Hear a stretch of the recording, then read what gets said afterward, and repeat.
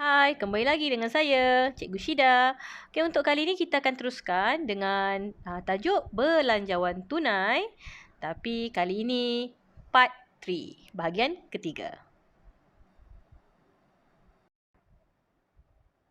Kita dah selesaikan tadi belanjawan tunai iaitu bahagian penerimaan. Kita dah isikan jualan tunai dan juga akaun belum terima. Ya, ingat soalan jualan tunai ataupun jualan ini dia merupakan soalan K-BAT. Jadi kita kena tengok, andai kata kita kena kira jualan tunai berapa dan berapakah jualan kredit yang perlu dibayar pada bulan akan datang. Baiklah, kita akan teruskan dengan merekod penerimaan yang lain iaitu pada bulan seterusnya diberikan arahan iaitu pada bulan Oktober perniagaan dijangka akan memperolehi pinjaman sebanyak RM40,000. Di sini kita kena kenal pasti bahawa apabila kita meminjam duit dengan pihak bank, kita akan menerima duit. Duit ini kita akan masukkan ke dalam bahagian penerimaan pada bulan Oktober. Ya. Seterusnya, langkah seterusnya masih lagi bahagian penerimaan. Kita kena totalkan jumlah penerimaan. Jadi caranya mudah saja. Apa yang kita perlu buat? Kita ambil saja bahagian penerimaan ini, kita jumlahkan bahagian ini, kita ikut urutan daripada atas ke bawah. Okey. Tidak terlibat baki bibi. Hanya bahagian penerimaan sahaja. Dapat nilai dia 58,400 diikuti dengan bulan September kita kira, kemudian kita akan dapat 13,680 diikuti bulan Oktober. Ketiga-tiga ini kita tambahkan, kita akan dapat 56,416. Jadi selesailah kita punya bahagian penerimaan. Okey, kita akan teruskan pula dengan bahagian pembayaran. Okey, bagaimana nak rekod pembayaran pula? Okey, kita lihat di sini bahagian pembayaran. Okey. Belian pada bulan Ogos dianggarkan 7,000 dan akan meningkat sebanyak 10% bagi bulan berikutnya. Jadi kita kira, kita susun dulu 7,000 di sini. Jadi setiap bulan akan bertambah 10%, kita akan letakkan sebagai 110%. Darab dengan 7,000, kita akan dapat 7,700. Diikuti 110% pada bulan Oktober. Darab 7,700, kita akan dapat 8,470. Jadi ingat, angka ini kita hanya kira saja, tidak kita masukkan ke dalam bahagian belanjawan. Diikuti dengan belian tunai. Okey, belian tunai yang kita perlu masukkan di dalam belanjawan. Jadi kita tengok di sini pada soalan, 40% jumlah belian adalah belian kredit. 40% belian kredit. Jadi lagi 60% adalah belian tunai. Jadi kita kira belian tunai kita, 60% darab 7,000 adalah 4,200. Bakinya 40% dia bayar pada bulan berikutnya. Jadi kalau Ogos, bulan berikutnya sudah pastilah September. Jadi kita akan letakkan 40% pada bulan September sebagai akaun belum bayar kerana kita akan keluarkan duit dan membayar kepada pihak berkenaan sebanyak 2,800 pada bulan September. Jadi pada bulan Oktober pula, kita akan pindahkan seperti itu juga dengan melihat angka pada bulan September. Okey, pada bulan September 60% darab 7,700, kita akan dapat 4,620. Baki lagi 40%, kita akan kira dan dapat 3,080. Pada bulan Oktober, belian tunainya 60%, darab 8470, kita akan dapat 5082.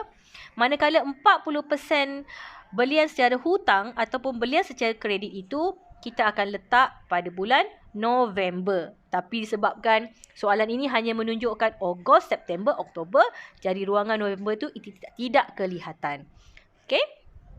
Jadi kita isilah dua ini saja, iaitu belian tunai dan juga bayaran kepada akaun belum bayar. Kita tulis sebagai akaun belum bayar. So kita masukkan angka-angka itu ke dalam ruangannya. Tapi kita ingat, disebabkan belian dia adalah pembayaran, jadi mestilah diletakkan di bahagian pembayaran.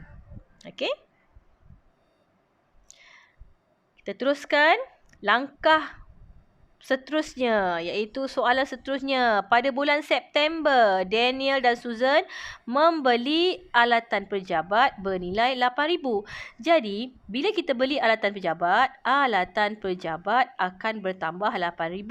Manakala duit akan berkurang RM8,000. Disebabkan dia berkurang kerana kita akan mengeluarkan duit untuk membayar semasa membeli alatan pejabat.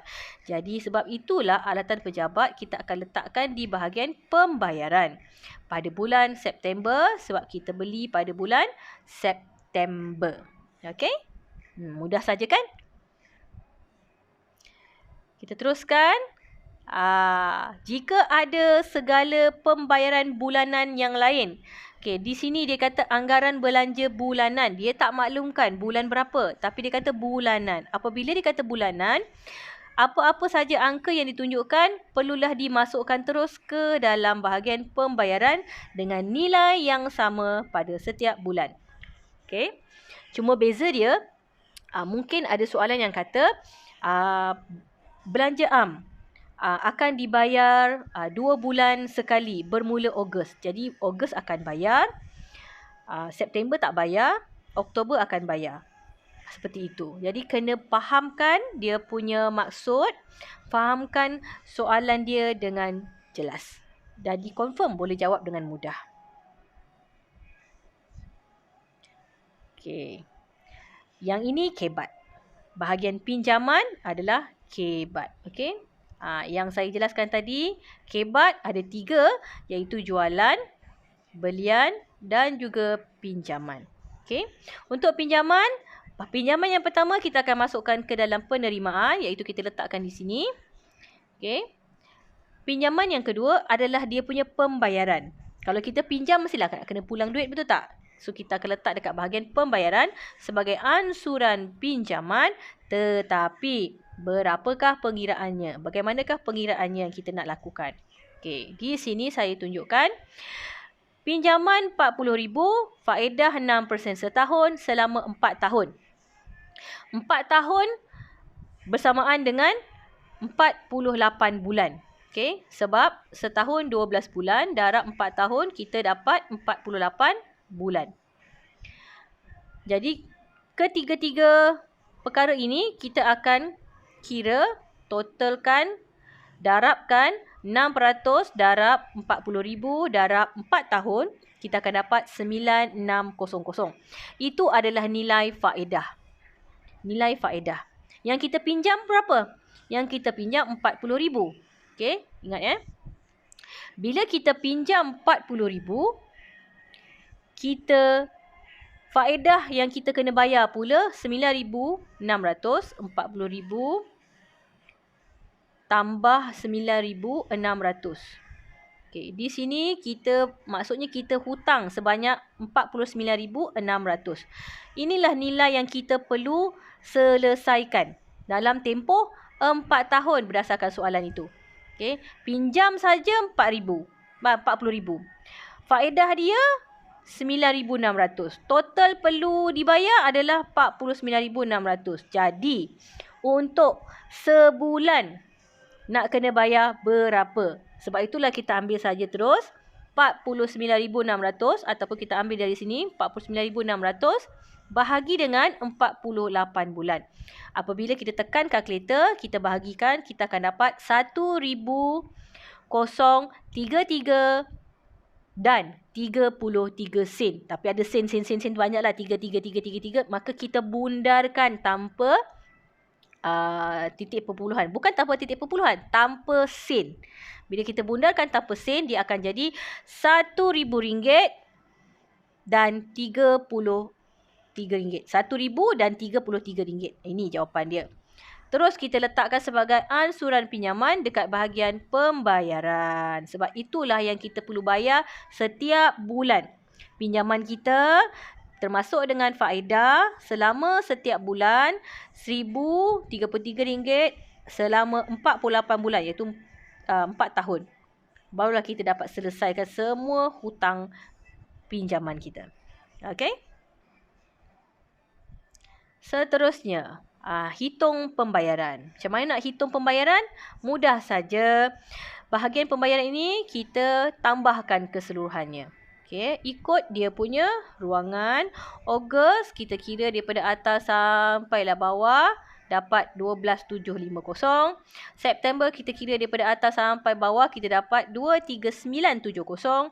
Dan akhir sekali Oktober kita tambah semua ini, kita akan dapat RM17,745.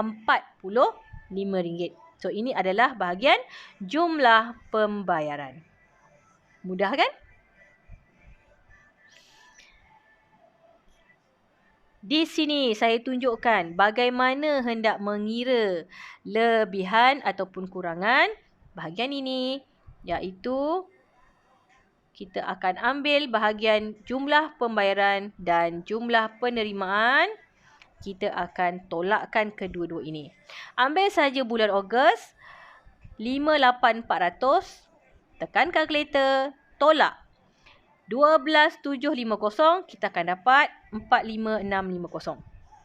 Kita ambil September, 13,680, tolak 23,970, kita akan dapat 10,290. Tapi negatif. Bila negatif, kita mesti buatkan dia dalam bentuk kurungan untuk menunjukkan bahawa dia adalah kurangan. Kalau dia positif, dia akan jadi lebihan. Dan untuk Oktober juga begitu, 56,416. Tolakkan dengan 17,745, kita akan dapat 38,671. Okey. Yang positif ni maksudnya lebihan, yang negatif maksudnya kurangan. Apabila nak menulis lebihan dengan kurangan ini, pastikan tulis penuh seperti ini. Lebihan / dalam kurungan kurangan. Jadi apa-apa jawapan yang dalam bentuk kurungan seperti ini, dia akan jadi maksudnya kurangan. Okey? Okey, dan akhir sekali, cara untuk menghitung baki HB dan dibawa ke bulan hadapan, iaitu baki BB. Okey, di sini kita akan ambil baki BB. Okey, disebabkan bulan Ogos tak ada nilai, ambil baki BB, kita akan tambahkan dengan lebihan. Okey, ambil baki BB, tambahkan dengan lebihan. So, akan dapat angka yang sama, 45,650. Dan terus kita bawa naik ke atas pada bulan September, 45,650. Ambil kembali 45,650. Disebabkan dia adalah negatif ataupun kurangan, kita gunakan formula ini.